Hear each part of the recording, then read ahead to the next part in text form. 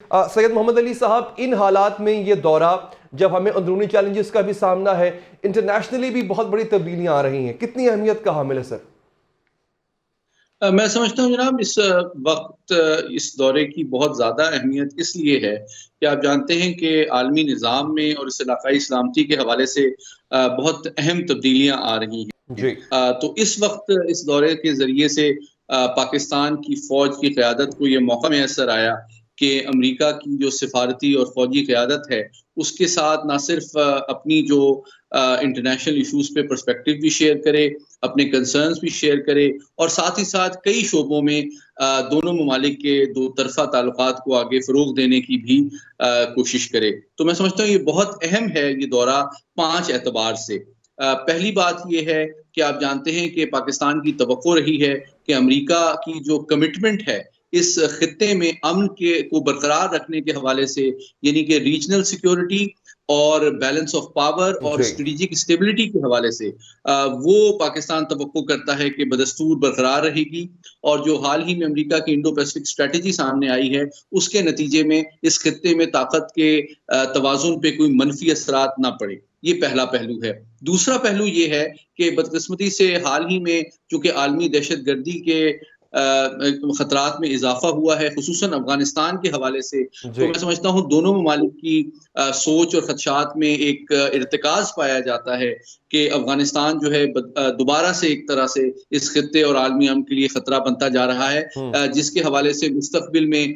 कई शोबों में counter terrorism और इंटेलिजेंस शेयरिंग के हवाले से ताउन के इम्कानात मौजूद हैं। इसके अलावा मैं समझता हूँ एक और पहलू जो कि सिक्योरिटी और स्ट्रेटेजिक इश्यूज से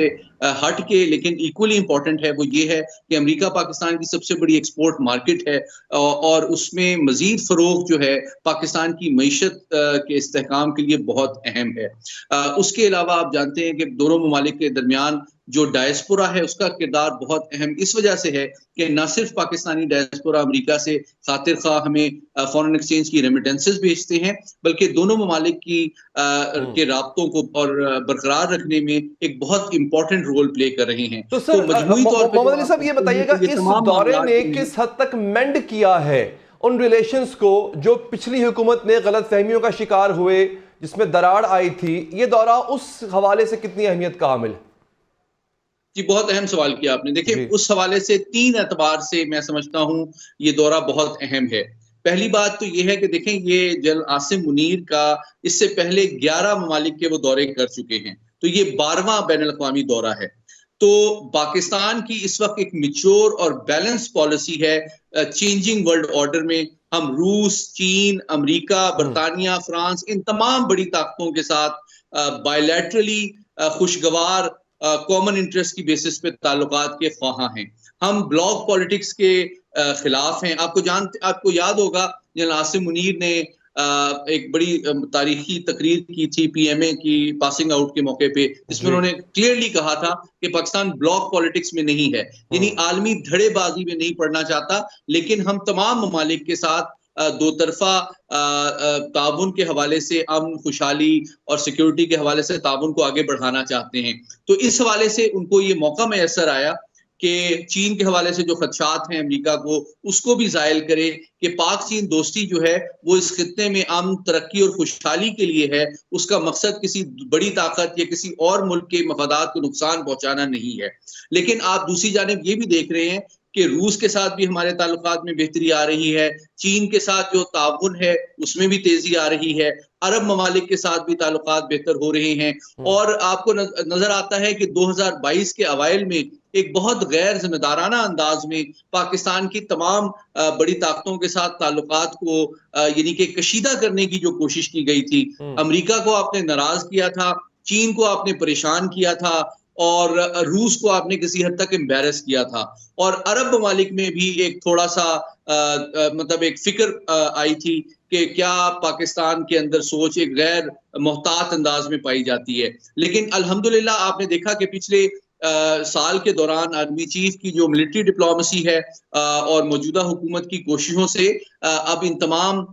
جو اہم پاکستان کے اہم ترین تعلقات ہیں عرب دنیا سے، بڑی طاقتوں سے، ان میں ایک توازن بھی آیا ہے اور امپروومنٹ بھی آئی ہے، جو کہ پاکستان کی نیشنل سیکیورٹی کے لیے اور پاکستان کی معیشت کی بحالی کے لیے بہت کرٹیکل ہے۔ ٹھیک، اچھا محمد علی صاحب، ہم یہ بھی دیکھ رہے ہیں کہ انٹرنیشنلی بھی جو کچھ تبدیلیاں آ رہی ہیں اس پر بھی بات کی، اور ابھی جو پریس ریلیز ہے ISPR کی، اس میں یہ بھی چیز سامنے آئی ہے کہ ہم نے فلسطین کے مسئلے کو بھی اجاگر کیا۔ اب امریکہ میں بیٹھ کے وہاں پہ فلسطین کی بات کرنا it takes lot of courage. ہم نے سر یہ کہا ہے کہ دو سیاسی سولوشن اس کا واحد حل ہے اس حوالے سے، اس پر کیا دیکھتے ہیں سر آپ؟ پاکستان کی پالیسی کیا ہے؟ پاکستان کی پالیسی کیا رہی؟ پاکستان کیا کردار ادا کر سکتا ہے مسئلہ فلسطین کو حل کرنے کے لیے؟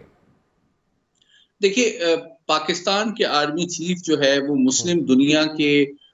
واحد ایٹمی طاقت کے افواج کے سپہ سالار ہیں، تو یقیناً جب وہ کوئی بات کرتے ہیں تو امریکہ بھی اس کو ایک اور کانٹیکسٹ میں دیکھتا ہے کہ مسلم دنیا کی ایک بڑی طاقت کی یہ سوچ ہے، یہ کنسرنز ہیں، اور اس کو یقیناً سنجیدگی سے لیا جاتا ہے۔ یہ اس کا ایک پہلو ہے۔ دوسرا پہلو یہ ہے کہ انہوں نے ڈیفینیٹلی اس موقع پہ جو پاکستانی قوم کی، پاکستان کی افواج کی، پاکستان کی ریاست کی جو سوچ اور تشویش ہے مسئلہ فلسطین کے حوالے سے، کی ترجمانی بھی کی، اور یقیناً دیکھیں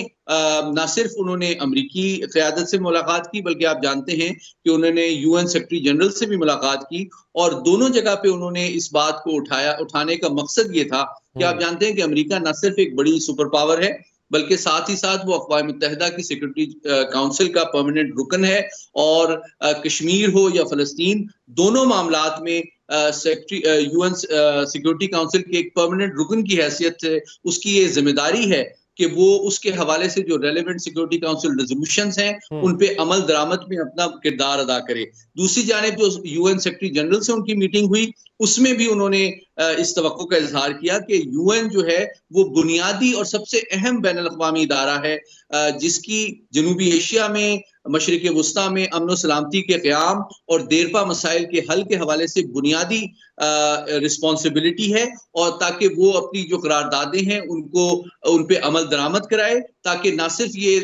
حل طلب مسائل جو ہے وہ حل ہوں، بلکہ ایک دیرپا امن و سلامتی کا قیام بھی عمل میں آ سکے۔ اچھا سید محمد علی صاحب، ہم نے اور یہ آرمی چیف نے کیٹیگوریکلی کہا ہے کہ ہم کسی بلاک کا حصہ نہیں ہیں، ہم بلاک انٹرنیشنل پالیٹکس پہ بلیو نہیں کرتے، نہ ہم امریکن بلاک کا حصہ ہے، نہ چائنیز بلاک کا حصہ ہے۔ بھارت کو ہم دیکھتے ہیں وہ بھی کسی بلاک کا حصہ نہیں ہے، اور اس کے ساتھ ساتھ وہ تمام ممالک سے اور بڑے ممالک سے اپنے تعلقات بہتر رکھتے ہوئے اپنے مفادات کو آگے بڑھا رہا ہے۔ پاکستان کیا کر سکتا ہے سر کہ وہ چائنا کے ساتھ بھی اس کی اچھی ایک پارٹنرشپ جو چل رہی ہے چلتی رہے، امریکہ کے بھی ہم اتحادی ہیں، اتحادی رہیں اور اچھی پارٹنرشپ چلا کے رکھیں، اور اپنے مفادات کو آگے بڑھائیں بغیر کسی بلاک کا حصہ بنیں؟ دیکھیے، میری مسلسل پچھلے 15 سال سے یہ پوزیشن ہے کہ پاکستان کا قومی سلامتی کا مفاد لانگ ٹرم اس میں ہے کہ چینجنگ ورلڈ آرڈر میں جو کرنٹ ایگزسٹنگ سپر پاور یعنی کہ امریکہ، جو رائزنگ سپر پاور چین ہے، اور جو ریسرجنٹ سپر پاور روس ہے، ان تینوں کے ساتھ تعلقات میں ایک بیلنس رکھے، کسی کے ساتھ کسی کے خلاف استعمال نہ ہو، لیکن دو طرفہ طور پر مختلف شعبوں میں تعاون کو یکساں طور پر آگے بڑھائے۔ دیکھیے، اور ایک اور بات آپ کے توسط سے کہنا بہت ضروری ہے کہ دیکھیں چین اور امریکہ کی جو تعلقات پاکستان کے ساتھ ہیں، ان میں سے کوئی تعلق دوسرے کا نیم البدل نہیں ہے۔ چین پاکستان میں سب سے بڑا ایک فورن انویسٹر ہے، اس میں کوئی شک نہیں ہے کہ ڈیولپمنٹ اور جو ریجنل کنیکٹیویٹی کے مواقع چین کی سی پیک کی انویسٹمنٹ کی شکل میں ہمارے ساتھ سامنے آ رہے ہیں، اس کی پاکستان کی تاریخ میں کوئی مثال نہیں ملتی۔ البتہ امریکہ بدستور پاکستان کی سب سے بڑی تجارتی منڈی ہے، 12 ارب ڈالر کا ہمارا بائلیٹرل ٹریڈ ہے، اور پاکستان چاہتا ہے کہ اس میں مزید اضافہ ہو تاکہ ہم ایڈ کے بجائے ٹریڈ کے اوپر انحصار کریں، اور ہماری خوشحالی کا جو حل ہے، جو خواہش ہے، وہ ہماری ایکسپورٹس کو بڑھا کے ہو، نہ کہ ہم مزید امداد کے خواہاں ہوں۔ تو اس حوالے سے امریکہ کے ساتھ دو طرفہ قریبی تعلقات برقرار رکھنا، پلس IMF کا ریلیف ہو، FATF کا ریویو ہو، اس میں بھی امریکہ کا ایک بہت اہم کلیدی کردار رہا ہے۔ تو امریکہ کے ساتھ مثبت تعلقات برقرار رکھنا اور چین کے ساتھ بھی تعلقات کو فروغ دینا یکساں طور پر پاکستان کے معاشی مسائل کے دیرپا اور مستقل حل کے لیے ایک قومی سلامتی کی بہت اہم ضمانت ہے۔ ٹھیک، اچھا آپ کو کیا لگتا ہے سید محمد علی صاحب کہ کیا امریکہ نے ماضی میں جب پاکستان کے ساتھ کسی بھی طرح کا اشتراک پارٹنرشپ جب آگے بڑھانے کی کوشش کی تو پاکستان سے ڈو مور کا مطالبہ کیا گیا؟ اب افغانستان میں امریکہ نہیں ہے، اس خطے میں سٹیکس اس کے اتنے نہیں جتنے چند سال پہلے تھے، کیا اب دوبارہ امریکہ پاکستان سے کوئی توقعات وابستہ کیے ہوئے؟ دیکھیے یہ آپ کا بہت اہم سوال ہے، اور میں نے جس طرح گزارش کی کہ کئی اعتبار سے دنیا میں جو تبدیلیاں آ رہی ہیں اس کے حوالے سے اب پاکستان اور امریکہ کے تعلقات میں مزید بہتری کے حوالے سے کئی نئے مواقع جنم لے رہے ہیں۔ پہلی بات یہ میں آپ کے توسط سے بتانا چاہوں گا کہ بھارت کی جو غیر ذمہ دارانہ تصویراتی رویہ ہے، خاص طور پہ جو اس کی پالیسی رہی ہے کہ دیگر ممالک اب خصوصاً عالمی سطح پہ وہ ٹارگٹ کلنگ اور اسٹیٹ سپانسر ٹیررزم کو فروغ دے رہا ہے، جس طرح اس نے سکھ ہیومن رائٹس ایکٹیوسٹ کو برطانیہ میں، پھر کینیڈا میں اور حال ہی میں امریکہ میں اسیسینیٹ کرنے کی جو کوششیں کی ہیں، وہ اب اس کو امریکہ نے بھی ہائیسٹ لیول پر